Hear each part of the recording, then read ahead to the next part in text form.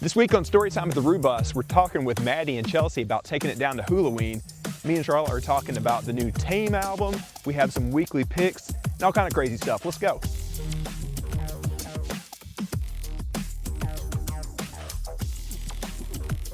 Welcome to Storytime at the Rubus, a weekly podcast about Bonnaroo and other festivals. I'm your host, Sharla. Hey everybody, it's Daniel, and if you are one of our Patreons and you're watching early, or if you're somebody else and you're watching later, you can tell we're back in the bus today. We were joined by our dog, Baby. She jumped in here. I didn't know she was outside. Thank you for coming in the bus, Baby. She's looking at me like, what are you talking about?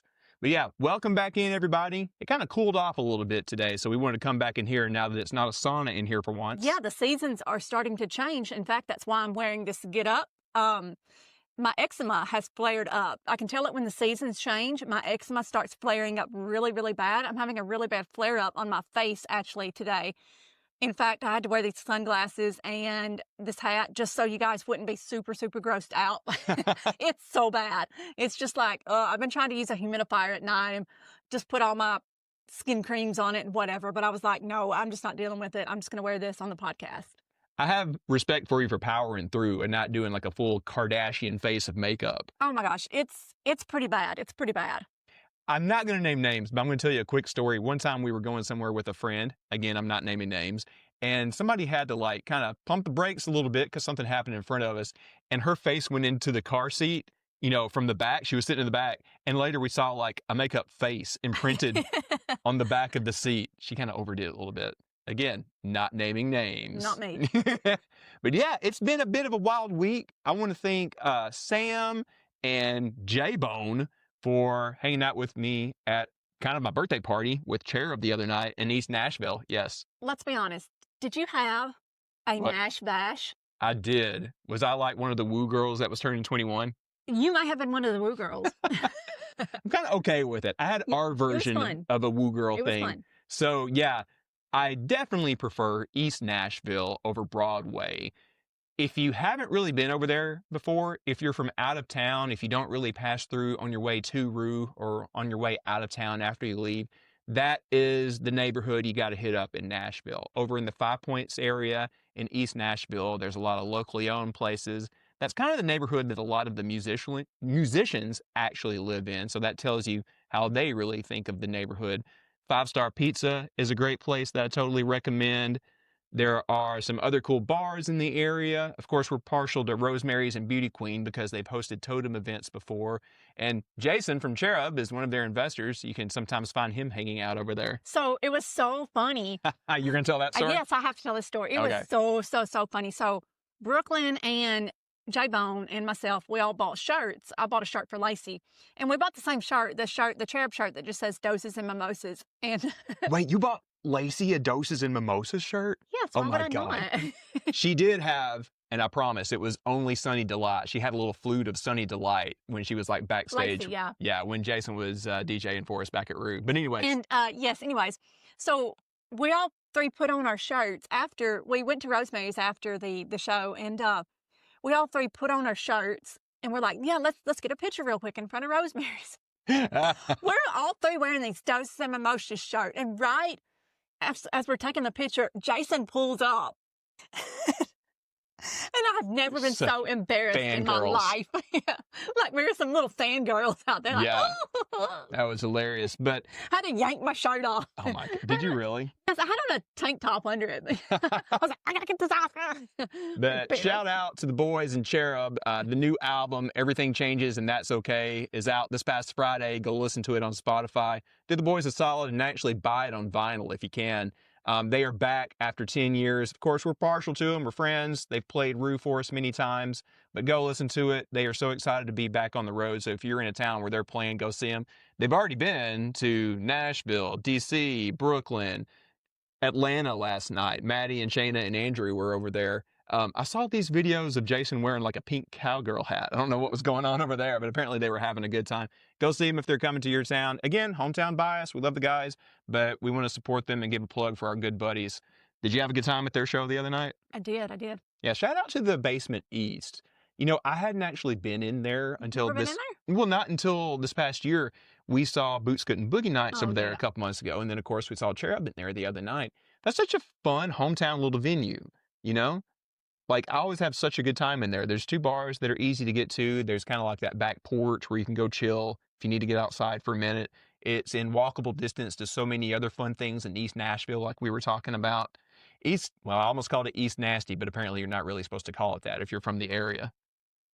I don't know where that came from, but it shall henceforth be a phrase no longer used on this podcast. But I do love that part of town. Again, if you're going through Nashville, Broadway's fun. We went over there for a minute too. In fact, I will say there's more happening over there on Broadway than just the Woo Girl stuff these days. Well, that's because we were there at like 3 a.m. on a Wednesday. I don't even know what bar it was we went into. Whiskey Row. Well, we went in, I think. and there was a cover band. And, that's par for the course on that road. Nothing against anybody. Cover bands are just what you're coming to see if you're going to Broadway. But this one slapped. They played Higher by Creed, and we all lost it. That was a fun night. What time was it? 3 a.m., It was like I 3 suppose? or 4 in the morning. Everything on Broadway Like was Wednesday closing. / Thursday, yeah. That was the only thing open. That says how late it is if everything on Broadway is closed. We did go into some chicken place. My memory is fuzzy for reasons. That was just a Cane's. Yeah, but it was like 2 stories. It was like a club in there. It was a 2-story Cane's. And there was a DJ playing the chicken place. That was kind of funny. I just love the absurdity. Like, I'm not a Broadway person. Like, if there's a band I know that's playing there, sure, I'll go see it. If there's like something happened at the Bridgestone. We went for the absurdery. But as longtime listeners and now viewers will know, I really love chaos. And it was chaotic that night. It was a grand old time. It was very chaotic. Yeah. It's been a big week. Another big thing that happened that has been talked out a lot in our circles is Tame has another single. The album has a name and a date. It's called Deadbeat. It's coming out next month. And I feel like this is the big thing that is really getting the rumor talks going. It seems pretty obvious. Tame is going to be very active next year. They have dropped dates for October and November. We have a crew that's going to go see them at their first show on Hulaween up in New York. So expect a full report on that once that has happened. The big thing that got my attention about the tour is the seating chart. So if you look at it, and if you're watching it on video, I'll put it up on the screen right now. It's in the round. That is what I have been really wanting to see with a lot of different acts, and now Tame is doing that. So all of these dates this fall are kind of like in weird places and weird dates where I'm already doing something. I'm not going to be able to go. Andrew's going. We're going to get a report from him, I expect. But yeah, I'm going to go out of my way to see him wherever I can next year. And we are going to cross our fingers and our toes and pray to the Rue gods that we get that show in June next year. Everybody's wanting it. It has been the most requested act for years now. We were supposed to get him twice. It didn't happen. I'm really hoping if we do get them, we're going to get some kind of in the round set up at the What Field. Oh my God, so please. So what's the over under that we'll see them at Rue? What's the talk? Well, I'm going to wait and talk with our expert crew about that. We were going to get the guys to talk about the rumor and confirmation thread this week. Mm-hmm. We decided to do the Hulaween talk this week, which you will see here in just a little bit. We had the hygiene queen herself, Chelsea and Matty from Atlanta on here in just a little bit to talk about what Hulaween is going to look like. I'm very excited to go party with them. I think next week we'll talk with the rumor and confirmation thread guys, and we'll get the info from them. I'm feeling like it's, not set in stone, but the chances are pretty good. I will say this. If Rue doesn't get Tame, they are not going to live it down. There is a comment right now on Reddit from someone that says that they know for sure that Tame and Gorillaz are playing Shaky in 2026. Yeah. Now, we don't know if that's true. Yeah. I have no idea if that person is just trolling or what, but I'm just saying that's a comment. Now, I will say there have been insiders that have popped into the Bonnaroo Reddit who turned out to be correct and told us true information. And then there's just bullshit on there. So. Well, that happens more than the true stuff, to be honest. So we will talk with the guys next week about that thread, about what you can find as kind of like verifiable and whatnot. But this time of the year, have your BS filters on tight because there are going to be a lot of people that are trolling people. I will say that person misspelled Shaky. Really? I didn't see that. So, I didn't know that. Yeah. But yeah, we will talk more about that next week. We are all hoping that we get Tame. It's going to be the biggest miss ever if they don't. But it sounds like a lot of us are going to get to see this show one way or another next year. Have you listened to the new track, Loser? What did you think about it? I liked it. I like that the 2 tracks that have been released so far are entirely different genres. You get a dance house track with In the Summer, Mhm. and then you get kind of like a more like funky psychedelic song like the old Tame songs with Loser. Yeah. So I don't know what this album is going to sound like. We'll ask Andrew about that next week. Of course, he would know. There has been a joke that literally every song on the album is going to be a different genre. I'd be okay with that. Mhm. But I am very interested to see what Tame is doing. You can seek out some interviews that Kevin has already done with a couple of places talking about his influences for this album. It sounds like they're going in a different direction. And we're just talking about it so much because we really want to see him at Rue next year. And we know you do too. It's going to be the biggest miss I just ever feel if they like- don't get him. Yeah. Yeah, I agree. I agree. Yeah. But yeah, again, here in just a little bit, we're going to talk with Matty and Chelsea about what you can expect at Hula. I know there are a lot of Ruvians that are using the refund money to go down to the Florida Panhandle to perhaps one of the wookiest festivals there ever is. It is going to be a big deal this year because there's different theme nights. One night is actually on Hulaween, which I learned hasn't really happened Oh, before that's cool. in almost 10 years, I suppose. So it's going to be a big party that night. We'll get to that in just a moment. But for now, we really need to thank our Patreons. You guys are the reason that Totem is doing so well. You're the reason that we're doing video right now. I have a new thing that's going to be scrolling that puts your names on the screen. Charla, can you also go through the list Yes, with of us? course. Olivia, Claire, Flossie and Benji, John, Lexi, Danny, Lisa, Butter Crew, Nick, Delaney, John with the Texas Roo Crew, Brady, I Am Rave Dad, Taylor, Courtney, Casey with the Texas Roo Crew, Christy, Charmel, Jums, David and Aurora, String Bean, Zach and Jeremy, Amber, Andrea, JB, Jay.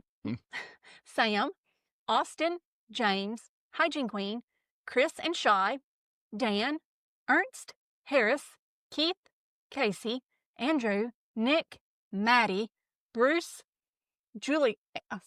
Bruce, Andrew, Kent, Randy, Madison, Bosco, Eric and Ben, Evan, Chloe, and Sean. Thank you, everyone. 100% of everything that you give to the Patreon goes to the Totem Foundation. You can find that at totemfnd.org. And if you want to pitch in a few bucks a month, have your name on the screen like we just had, you can go to patreon.com/Rubus. For the next month or so, these new video episodes are going to our Patreons first. It goes on our Discord the next day. And if Charlotte feels like it goes on the Reddit the day after that, I suppose. Does it? Yes, I've been trying to put the new ones on the Reddit as well. Yeah. Reddit is so funky about how things show up nowadays. Yeah. But if you also want to change your name for how it appears on the video, go in there and do that as well. Yeah, you can go into So it just Patreon. pulls a list. Yeah. Also.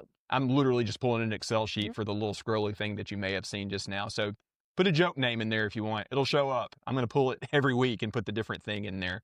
We're going to come back here in a little bit and talk about some weekly picks. I got two. You got something for us? Yes. All right, Charlotte's got something too. But for now, we're going to talk about Hulaween with Matty and Chelsea. Everybody, I have a couple of friends that you have probably heard on the show before. This is the first time you're seeing them now that we're doing video and everything. We've got two buddies here. Why don't you guys introduce yourselves? Hi, this is Chelsea, aka the Hygiene Queen. Hey guys, Matt Chapman, Matty Chap, Squeak Squad. I didn't realize I was gonna actually be recorded to be seen. My we're Hula video shirt now. on. I Just would in have cleaned case. up my office a little bit. Sorry. Well, let's see your Hula shirt, Chelsea. What year is it? 23? I love that Ooh, design. That's a good looking one. Yeah, I love this one. So let's get a little background information. You guys go to Rue every year, but you have also been going to Hula for a long time. So how many years have each of you been going? Well, I'm new. 2023 was my first year, but it was actually the first festival on my list of want to go tos when an old roommate of mine told me about it back in 2015 before I'd even been to my first music festival. So it was a long time coming. How about you, Maddie? 14 Bonnaroos now, if we count this half year, which I do, not counting the canceled years. Hulaween, my first year was 2016, I believe it was. I was actually just looking at the poster trying to remember. Yeah, 16, my morning jacket disclosure. And I've not missed one since. Well, that's awesome. So you guys kind of sold me on the idea of it. Maddie, you have been trying to talk me into it for 2 or 3 years now, but the stars finally aligned this year. So you already got me going, but I want to hear from you guys. Like, what is similar in terms of like comparing it to Bonnaroo? What's different? Like, what kind of a different animal is it? So it is still a music festival. There's 21,000, 22,000 attendees. It's a lot of fun in that way, but it is also in a big way, a lot like a burn. It is an arts festival as much as it is a music festival. It's a camping experience. Spirit of Sewanee Music Park is a beautiful place. The camping there is fantastic. You can have an actual campfire at night. You can walk the streets, through the woods, go on little hikes, go check out the bat house, the bird sanctuary, go to the beach by the river. There's a really cool little restaurant on site too. It feels big and little in a really awesome way that it's combined to do those two things. Chelsea, what do you think about that? Yeah, I definitely agree. So my boyfriend and I were just talking the other day about him maybe doing his first music festival eventually and it being Hula. I never thought that would happen because it's not necessarily his thing, but he would very much enjoy the arts part of it. And truly, I could go to a Hula and see no music and have a good time. I have friends that go to Hulaween and probably catch only 5 or 6 full shows the entire weekend because they're so involved in all of the other things there are to do. Finding the secrets in the mazes, looking for the secret art, checking out every single unique installation around Spirit Lake and around the other place, going to the Renegades and the campground, spending time at the river, going to all the other things you can do there. It's just a really cool place. There's a disc golf course on site. If you want to go play disc golf one day, you can. Yeah. Mm-hmm. Yeah, I could totally see myself year 4 or 5 basically doing that where I catch, a few people I really want to see, but then Yeah, I'm do going. mostly side quests. I go and I do a lot of, my 3 or 4 shows I have to see each day. I'm going to go to those, but the rest of the time it's whatever the vibe is. I let Hulaween take me, and I end up seeing a lot more music, but a lot of it's just unplanned. Like I'm going to just pop up, and I also stumbled on some amazing times. Leftover Salmon played late on a Sunday a few years back, and my friends and I were in a different altered state, and we walked up, and they were awesome, bluegrass jam, and hilarious. And by the end of the show, my face hurt from smiling and laughing so much just for this hour and a half. And it's just, I was wandering Spirit Lake and looking at the art, and I ended up there. And yeah, as much as we talk about doing that at Bonnaroo, going on the side quests, letting the farm take you, it's kind of impossible not to let Spirit of Sewanee take you somewhere. Tell me a little bit more about the side quests. So one cool thing that we can do with the new software that we're using is I can pull up a map. So I'm going to pull this up. You guys tell me a little bit about where do I find the side quest? How does the map compare in terms of what we see at Bonnaroo? Where do I need to go if I want to find all of this wild stuff? Before you're pulling it up, I'm just going to say that these maps are I hate the Hula map so much. It's the bane of my existence. I love Wait, everything why in is Hula, that? but the I'm map a newbie. is Explain terrible. that. There's no real sense of scale. Mhm. Also, the actual Spirit Lake area, there's an entrance and exit. You see where the playground is there and the sea tent, that red and pink square? There's an entrance and exit to Spirit Lake right there. It doesn't make sense when you see Spirit Lake all the way down there at the bottom of the pink. I guess it's correct, but I feel like the scale is all off.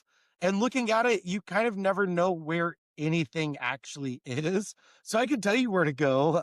I think, Chelsea, do you agree with me on that? I think so. Every other music festival I've been to, I think that the map is incredibly helpful. But I look at the Hula map and I'm like, it's like I've never been before. I know. I've been.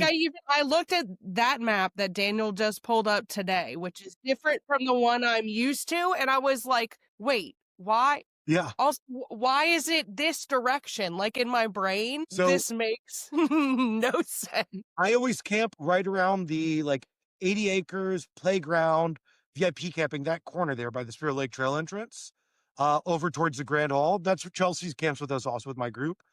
And it looks like the bird sanctuary is just next door in the farm field. The walk to get to the farm field and the bat house, it feels like it's forever. It doesn't make any sense. It's not actually a straight line like it looks like there at all, unless I've just missed the obvious way to go in the 8 times I've been. This map, not great, but we can start pointing out where some of the side quests are. The thing that's We'll kind of try. crazy, Dan, is that there's literally side quests everywhere. In the campgrounds, you'll find renegades at night. You'll just stumble upon people doing playing games, doing, yoga events, or a band playing, or somebody playing guitar. Yeah, all over the place. There is a playground where they do drum circles at night. So you can go and swing on a swing at 3 a.m. while people are playing drums. Yeah, we pulled the map back up one more time so we could talk about it some more. So, Matty, Chelsea, I want to the get a big feel for this as a newbie. You were talking about all these crazy things that you're going to see late at night. Are these things just like community organized? You compared it to a burn. It seems like there's a lot of things that are happening that are very similar to what you and the guys put together for the Wednesday party. Or is it more like officially organized? Both. yeah. Spirit Yeah. Lake is official. And we'll talk about that in a moment. But I mean, what are some of the cooler things? Chelsea, I know you did some great exploring last year. You saw some of the cool Renegade stuff. You made it to Lookville, right? Yep, I did, and that was totally on accident as I Yeah. got lost. And I'm quite happy that I did, because I did make it there. And Lookville has a full professional production stage in that pink red area behind the playground somewhere. You have to find it every year. And it's got like full LED wall projectors that are, 10 feet by 20 feet. It's insane. yeah, you wouldn't think that that was fan put on if But you didn't. Full on. if Yeah, you- Renegade. Like it apart. truly. But my favorite stuff, which I don't necessarily know if that would be considered like side quests because it's like officially on there, is I really like the Oasis workshops Super a cool. lot. The Fire Flow events that go on, I will basically almost skip anybody to go do that. Like Yeah. Hang out. that's my favorite Correct me thing. if I'm wrong, because I know you enjoy those. There's 2 primary areas for those. There's the one by the Spirit Lake stage and by the big flaming cock. Then they have a second fire flow area by the smaller Oasis stage, right? Wait a Is that minute. correct? Can we back up? What big flaming what? Yeah, you can ride the big. Yeah, Daniel, I'm going to take you to ride the big flaming cock. Okay. This is all totally normal. Thank you. Yes. It's a giant seesaw that's a big metal rooster, and when you bounce up and down on it, it shoots fire out of the rooster. But it's called somebody. It's like somebody's name. Trying to remember the name of it. It has a Whoever's name. name is attached to it. I'm in. Uncle Charlie's Red Hot Cock. Yeah, I'm going to take you to ride Uncle Charlie's Red Hot Cock. I'm in. Let's go. I didn't know that. Well, That's that gives funny. me a feel for the place if that's like one of the main attractions for you, I suppose. That's Mhm. not even one of the main attractions. It's just a side quest randomly between stages. Oh, there's Uncle Charlie's Cock. Let's hop on. It is, I mean, honestly, in the Spirit Lake area, that is just kind of like, it's not the spider. It's not the monster. It's not the cauldron you can hang out in. It's not the Alice in Wonderland maze that leads into the House of the Lost. It's a tiny little thing just off to the side, but it's also just so big and cool and unique. I think you're going to be really kind of shocked by the scale of the arts component here. What was, Chelsea, last year I ran into the phone where they had 2 phones on either side of Spirit Lake. You could talk to Yeah. strangers. Did you do that one? Did you see the I portal did. light where there's like the thing stand here and the mirror lights became a portal? What were some of the other cool ones they had? Yeah, so I didn't do that last year, but I did in 23 do the like portal. Oh my gosh, why can't I think of the name of it? They have the game that is like you pick out like the bones and you can't like touch the side of it. Oh yeah, the giant operation table. Yeah. Yeah, I forgot about that. That's there as well. Yeah, and last year I couldn't find it for a while, and then I just one Yeah, afternoon I was I kind don't- of bored, and I was like, I'm going to find everything. And then finally I found it, and I was like, okay, it is here this year. You can hold a little hangout in one of the tiny huts. There's like these weird like witches shacks at a little village you just stumble upon randomly. This does remind me of the Burn very much. Is there kind of like an encouragement within the Hulaween community that everybody comes in and provides something cool for everybody else? Not as much. You do get that in the campgrounds. People will set up little haunted houses. People have amazing decorations. They're all playing into the vibes. But the Spirit Lake stuff is all sponsored by Hulaween. However, there are big groups in the campgrounds that are doing their own things. Mention Wooksville, the Reddit, Hulaween, Reddaroo, Hularoo, Reddit, Hula, Discord, whatever people, they have their own camp. They do some Renegades as well. My group, Tiny Van, Daniel Shapiro, and the Tiny Van Sage. And if anybody saw them at Bonnaroo, really awesome. If you're not aware of them, you should totally follow them, Tiny Van Concerts on Instagram. They're going to be there this year with our camp. So we're going to have our Renegade like we did last year. We had Daft Punk play at one point and hundreds of people just in the street dancing at like 3 a.m. Yeah, there is some of that, yes. It's not completely encouraged, but there's a lot of other stuff. Hey, there's my buddy Daniel Shapiro, the Tiny Van stage. Yeah, and we Yeah, do guys, have to point out, by the way, that Bonnaroo had Daft Punk first before Burning Man did this past week. And by the way, while we're sharing, I'm playing with my new toys here. I found a little something else. Fair warning, we're going to show a cock picture. oh, Uncle Charlie's Red Hot Cock? Yeah. Now, this is cool. I see the idea now. It literally is a seesaw. Does it shoot flames when you go up and down Yep. on it? So when you're going up and down, the motion of the seesaw is what causes the flames to shoot out of the rooster's mouth. Behind there in that picture, go back to the photo. I was trying to look behind it. Was that one of the witches' huts or was that one of the Spirit Lake stages behind it? I was think? kind of trying to figure out the same thing. Yeah, because it had the cool art up top. I think it might have been the stage that looks, is the Hallows stage, is that the name of it? That looks like the haunted house, maybe? Or is that one of the entrances? Yeah. You see the triangle. There's these triangles all around with unique art. They have artists come in and do murals there. To the left of the cock, behind the Sparsland sign, that looks like one of the witches' shacks, doesn't it? Call them birdhouses. I don't know what other people call them, but We call them the tiny houses, the witches' shacks, or like the little huts. And then over to the left, I think that's the compliment booth as well. Ooh, compliment booth. That's such a positive idea. Is it literally what it sounds like? Yeah, people stand there and just give out compliments. You could do that all day, Maddie. So, guys, let's talk a little bit about the lineup this year. I know it can be a little bit different than Bonnaroo. It feels to me like it's very centric on jam bands and EDM. Is that fair to say? I think yes. Those are the two primary things there, the two primary focuses. It's one of the last few remaining old school jam festivals out there that's big. But I will also say they always have some cool, unique acts on there too. There's always a couple rock bands that are really, not jam bands, but awesome. Usually a big rap act or two. I've seen Run the Jewels. I've seen just Killer Mike there. Jid was awesome there a couple years back. So they always have a little bit of rap up top too. I think this year, if I remember correctly, Big Wolf Planets are there, and that's legendary. that's one of my most anticipated Me sets. too. I can't wait for that one. Yeah. Like that was one of those things before the lineup dropped. Like that's not kind of on your like hopes because why would it be? And then the lineup drops and I'm like, oh my gosh. Whereas like other things, you can kind of be like, oh, I really hope to see like, Joe Russo's, which makes sense to like wish for. But I mean, when you're in two sets of Goose, it's gotta be super fun. And then on the like other stuff, Parcels is my number one most excited. Did you guys catch Yeah. her? You were there at the Bonnaroo set, right? that's one of I was my there for favorite part sets of of it. all. Yeah. That's That gonna that be that took me to another place, and so I'm so excited to I'm so excited for see. them on the main stage. And that main stage is so nice. Tell me a little bit about how the stages work. How does it compare to Roo? They're smaller and closer. So what are the two main stages, Chelsea? So the Hollows and the why do I want to call it the Wallows? Yeah, that's But that's not right. That's just a band. Hold on. no, it is Hallows, right? I thought I don't Yeah, remember the name of it. Hollows. Yeah. In the meadow, Yes, thank you. they're the meadow and that. No, I was trying to remember too. They're kind of like here and here facing each other, so you can literally find a spot in the middle, post up, and just 360 or 180-degree spin from show to show. You'll be far Yeah, away so from each.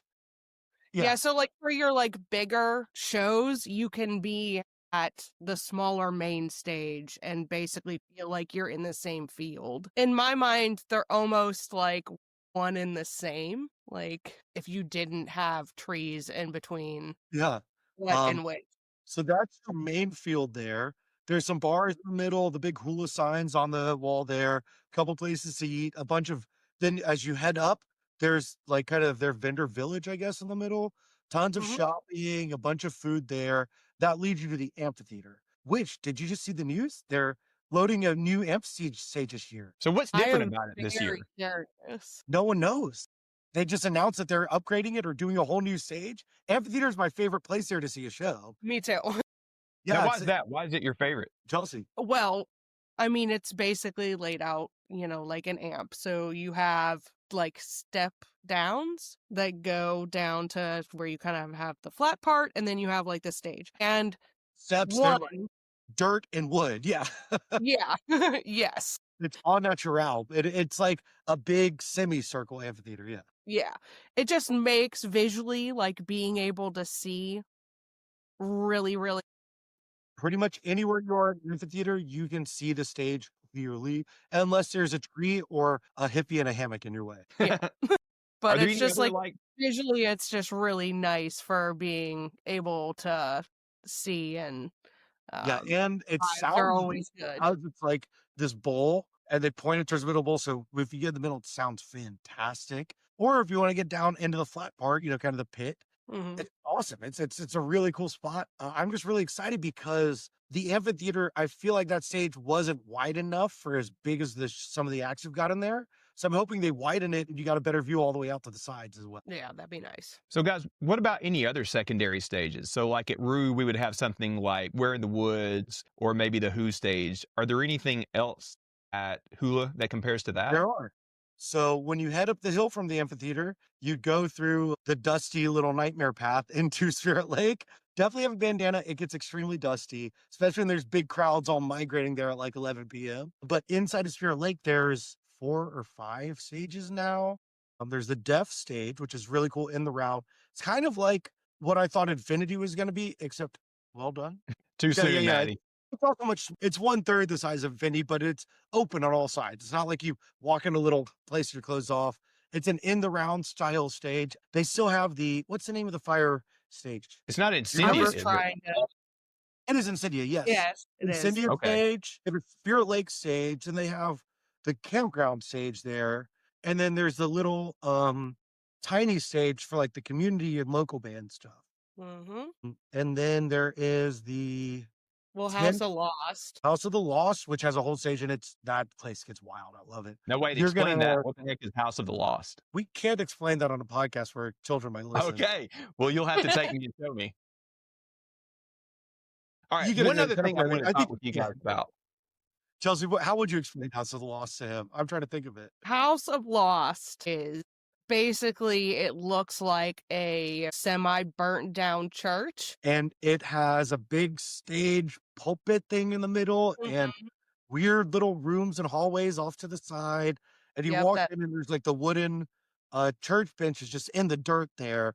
And everybody's up there late night dancing. It has some performances throughout, DJs, but also some things that are a little in the scene, if you know what I'm talking about. Yeah.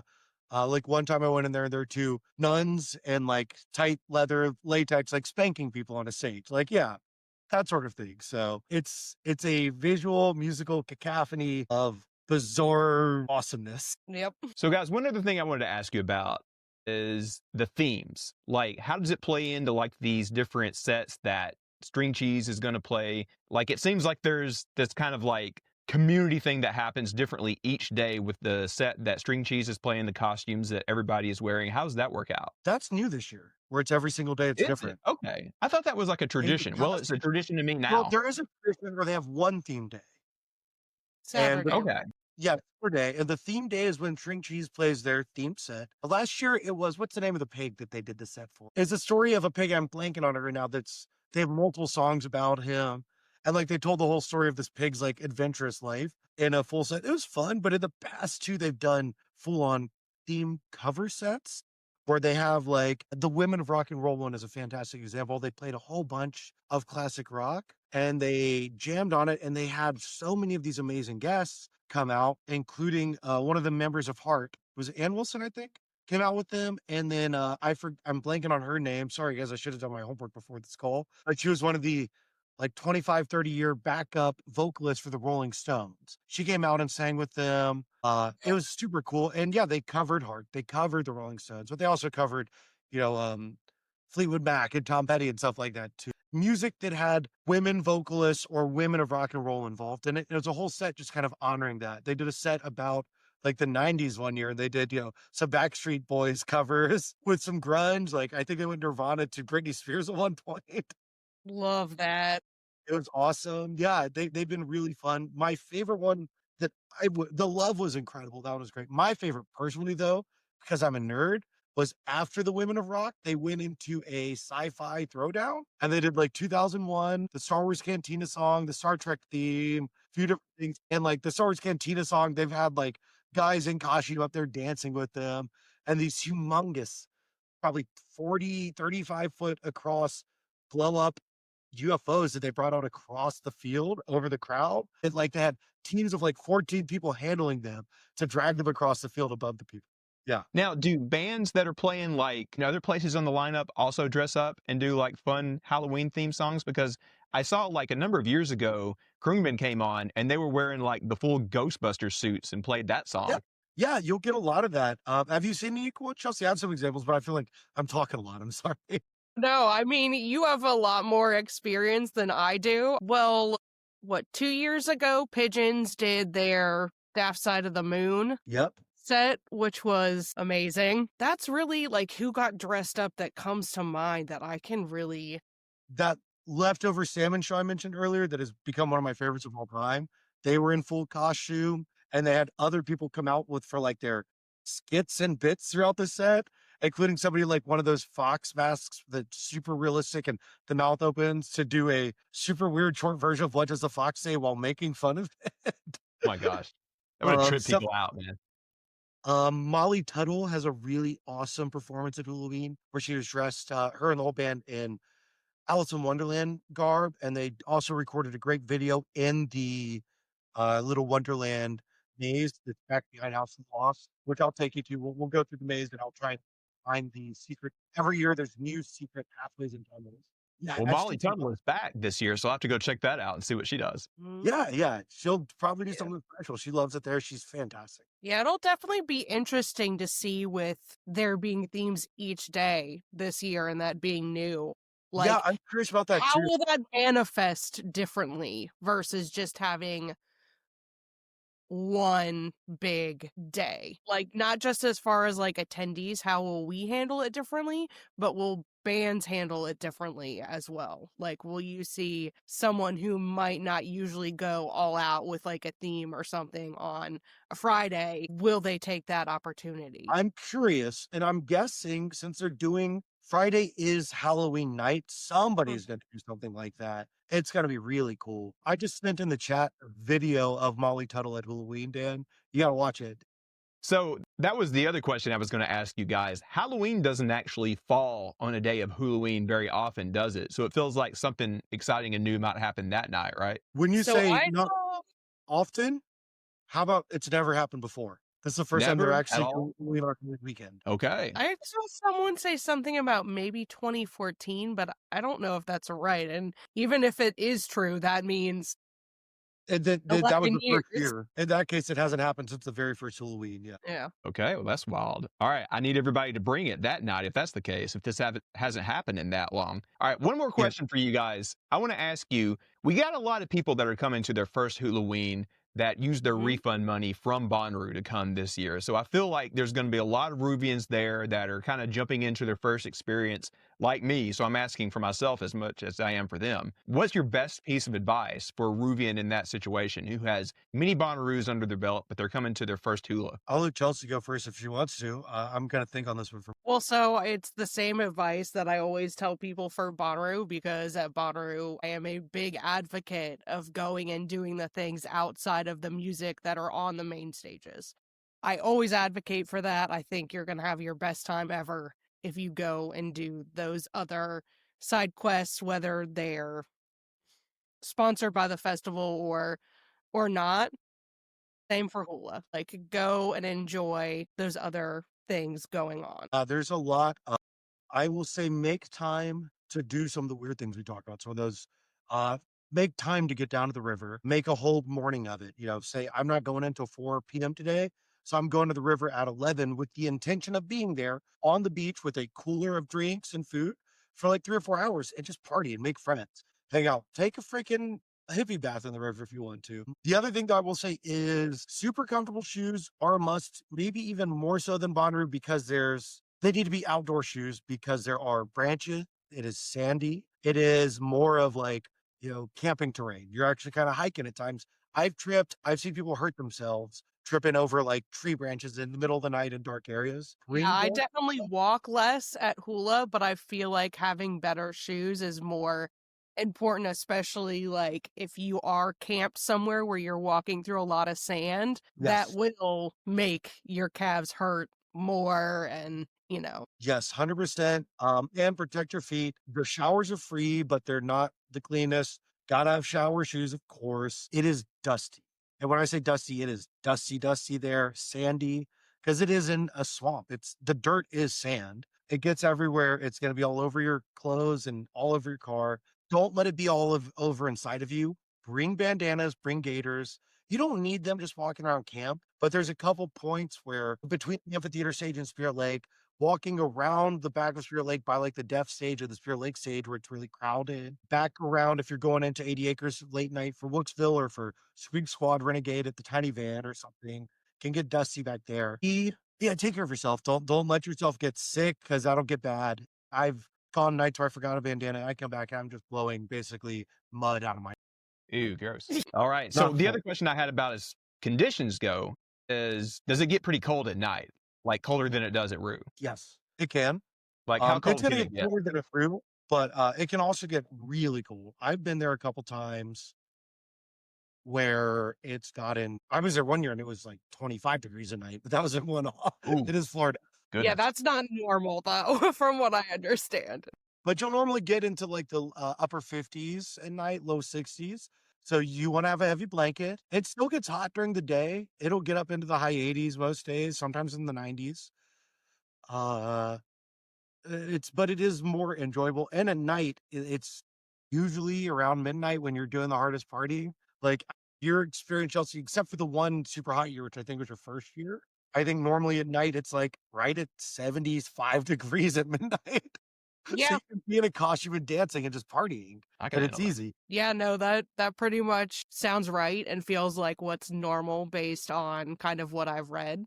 Of course, there's always going to be your one-off extreme years and everything, but I think generally you're at a pretty happy place of it being a little bit chill when it gets its coldest at night and definitely Yeah. warm during the day, but not deathly warm. Bring a bathing suit for the daytime, bring a hoodie and a heavy blanket for the nighttime, pack for 3 seasons for 4 days. Costumes. I know, Daniel, you're saying you're probably only gonna do costume one day. Chelsea, I know you don't normally do costumes, but you did a little bit more last year. I thought you got a little more involved with it. A bit. Yeah, it's fun. It's fun to be a part of the crowd, try and do it at least one night, if not more. Guys, if it's your first time, do something for the theme night. Find some friends to do a group costume with. Heads up, Future Joy, friends of the Rubas, friends of the Wednesday party. They're playing Thursday. They're doing a future toy set. So come out in Pixar Toy Story outfit. They'll love that. Go support that show. Well, guys, I feel like I'm a little bit. I feel like I'm a little bit more prepared now. I'm going in mostly blind on this. Like I've been listening to what you guys have been saying for a couple of years now. What you just told me just now prepares me quite a bit more. I was a little afraid of it getting cold at night, but heck, it got really cold when I was at Burning Man. It sounds like a lot of things are very comparable to what happened out there in the playa. I'm excited for it to be a big vibe to the playa, I think. Yeah. I'm excited for it to be a big Wook party, but I think most of all, I'm excited to camp with you guys at Camp Squeak Squad. This is going to be something that somehow is new for me, going to somebody else's big group camp and just kind of being along for the ride. So, Matty, I know you know what a challenge it can be to put something like that together. So I'm very thankful for you doing that and inviting me and Brooklyn along for the ride this year. Of course. And everybody listening to this, watching this, we will try and be in our same spot in 80 acres we were. If you've seen us either of the last 2 years, the Tiny Van stage, Daniel Shapiro will be there. He'll be performing at night. We'll have a couple other people perform some Renegade shows after hours. I think curfew is 3:30 Friday and Saturday night or 4 a.m. We usually try and get about 2 hours of Renegades in after everyone comes back in from Spirit Lake around 1 or 2 a.m. So please, if you're looking for something to do late night, please come by and say hi to the Squeak Squad. Look for the big white party tent and the Tiny Van stage, and you'll know you found us. Awesome, guys. Well, thank you so much for getting on and telling everybody about Hulaween. I'm excited to do a whole video podcast down there with you guys, so you're going to have to hang with me for a little bit on one day so we can put a little something together. And I got to see more things like the lake and apparently a big cock. I got to go ride a big cock, apparently. Yep, you're gonna have to ride Uncle Charlie's big cock. Okay. Can we do it together? Oh my God. You want to ride the uncle's cock together, dude? You can have like a whole Eiffel Tower goodness. situation going Of on. Yeah. course. Oh my God. You started this, by the way. This is all your fault. All right. Love you guys. See you soon. Love you too. Y'all have a great. All right, awesome. Thank you guys so much for coming on and talking about Hulaween. Yeah, and shameless plug on our own podcast. Sharla was originally going to go, but we're kind of having to save her off days for all the crazy stuff we're going to do in 2026. So you want to tell them? Yes, I have one Hulaween ticket for sale. So if you want to go to Hulaween, or if you know anyone that wants to go to Hulaween, please hit us up. Any social media, hit us up, on the podcast, wherever you can find us. We're all over the internet. Please hit us up. I'll desperately trying to get rid of this Hulaween ticket. Yeah, if you're watching this, you're a friend or a friend of a friend, so we'll sell it to you cheap under face value. So just hit us up in the DMs. All right, I did want to do weekly picks this week. We haven't done that since we started video episodes, so maybe I'll clip something in. I don't know. You may go first? I got two things really quick. So, two things I've really been enjoying on the TVs the past couple of weeks. I'm going to start with Alien Earth. I'm going to be honest with you guys. I wasn't a huge fan of the original Alien movies. I liked them. I didn't love them. I don't know why. I like the idea of there being like horror movies set in space. Of course, the second one and the third one turned into a little bit more of an action movie. But this is going to be sacrilegious to some of you. But I really got into the series with Prometheus about 10 or 15 years ago. I really like deep thinky kind of sci-fi, and it was really good about that. The follow-up to that one I didn't care for so much, but Alien Romulus that came out last year, I really liked that. So I was excited to see the guy that is behind Fargo and some other cool stuff do this new show. I have been loving it. I know it's kind of a slow burn for most people, but it is the kind of like thinker that I really like. It asks really important questions about like, what is humanity? What are we going to do when corporations take over the world? What would we do if parasitic aliens started grabbing at us, especially the eyeball monster? I love the eyeball monster. I love how the eyeball monster is kind of the breakout star of that show. It's so weird and creepy and cool. Anyways, love that. The other one I'm going to recommend is The Paper. You might have heard about this. It's kind of a follow-up / spin-off / sequel to The Office. If you're watching this, chances are you love The Office because you're a millennial like us, or you're a Gen Z that kind of found it on streaming after the fact. I like it a lot. We've been through like 4 or 5 episodes so far. It has the same format. It has kind of the same vibe, but completely different characters, a different kind of thesis statement. I love how it actually is like very cheerleady about journalism, even though the characters can be a little bit goofy. Now, Matty, that we just talked to, he told me once that he wasn't the hugest fan of The Office because he thought it was a little too cringy for his taste. I think The Paper, while it still can be cringy, it's not nearly the amount of cringe that The Office could be with something like Scott's Tots or something like that. But I've been loving it so far. I saw it got picked up for season 2, so I'm a big fan of that. You're up. What do you got for us? So I was going to say, I'm really liking The Paper so far, but I don't know if I like it as much as The Office. But I think it's going to grow on me the more and more I get into it and the more and more episodes that I see. The thing about it is, though, so the long-running gag in The Office was they didn't have the, when they had it tested for radon, they had the building tested for radon, and there was a radon leak, and so that's what made everyone act the way that they did. That theory is my headcanon, yeah. Yeah, so is that, they can't have that building. They can't use that same gag. So, well, you kind of see The Office with rose-colored glasses because, like, all of us have seen all of those episodes, and you feel like you know those characters very well. We're still getting to know all the characters on the paper. We're still getting to know them. You have to be a couple of seasons in, but they're doing season 2. Exactly. So, I feel like we have to be a couple seasons into this show to really like formulate, that connection with the characters. Let's watch some more of it here in a little bit. Yes. So Daniel and I have also been watching Platonic, which it's pretty much a show about him in Brooklyn. Yeah, pretty much. It's on season 2 now. Yes, we're on season 2 of Platonic. Season 2 started a few weeks ago, and it's really, really good. I mean, it's literally it's Seth Green and Seth Rogen. Oh, Seth Green. That's another funny Seth. Yeah. Sorry, my apologies. Yeah. It's Seth Rogen and Rose Byrne and Byrne. I'm not sure, one way or the other. She's funny too. Yeah, and they are just so fantastic in this show, and they're best friends, and just such a wonderful, wonderful comedy show. And it's amazing. You should check it out. It's on Apple TV. It's kind of funny because the roles are reversed from me and Brooklyn. Right. Because like his character works at a brewery, Brooklyn works at a brewery. She's kind of like the more businessy person. You know, I work in the office. It's kind of wild how many parallels there are. Right. Yeah, I don't think the brewery thing is the crazy part. Yeah. Plus, he dresses kind of crazy. She dresses kind of crazy sometimes. But yeah. So let's talk about Sabrina Carpenter's new album. Came out like last week or the week before, whatever. Have you listened? Because I haven't. Yes. Okay. I don't hate it, but I don't like it as much as her first album, for sure. I wanted her to go harder with it, to go like more. I'm just gonna say it. I thought it'd be more slutty. I knew you were going to say that. I wanted it to go sluttier, and it just didn't hit all the slut buttons for me. Well, from the album cover and title, you would have thought it would. Right, and there was only like a few songs on there that had little E for explicit, and I was like, this is it? Like, no, give me more. There was some quote from her where she said, this album is not for the pearl clutchers, and I thought like, oh, girl. Yeah, I really thought that it would go harder, and I was like, oh, this is it? This is all you got? Like, how was it sonically, though? How did it sound? It just sounded like a typical pop album. Like, I mean, it wasn't bad. Like, I don't hate it. Like, there's a few bangers on there. There's a few bops, but like, Now, I am not an expert opinion when it comes to pop stuff, but I think there's a reason that Charlie XCX exploded with Brat over the past 2 years. Right. Because like Brat was a pop album, but it went in some bold directions. Right. I feel like you got to do crazy stuff like that in order to kind of rise. Unless you're Taylor Swift, you have to do something kind of wild to rise above everything else. Exactly. Bingo. Yeah. I mean, why do you think Lady Gaga exploded? Yeah. But I definitely like Sabrina's last album better, significantly better, in my opinion. All right. We went music heavy this week. We usually just talk about culture and community stuff, but we talked about Tame, Sabrina, some other stuff.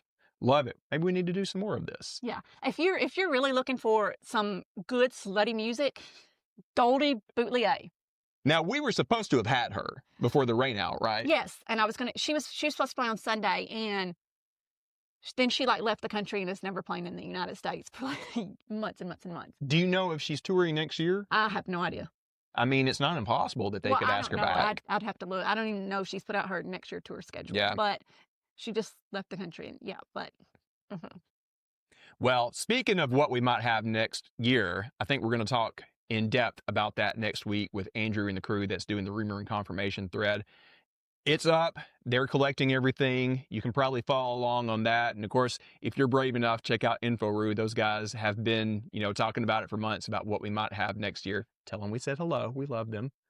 But yeah, it is getting into the thick of it. It is technically the off season, but rumor season is about to pick up steam really quick over the next month or so.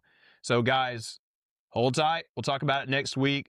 Thanks for watching us. If you're one of our Patreons, or if you're on our Discord, or if you find it elsewhere, we're not publicly launching it for another month or so. We're still fine-tuning this, so apologies for any audio or video weird things. I think we're getting a little better every week. When I was scooting, that was my hands. I wasn't farting.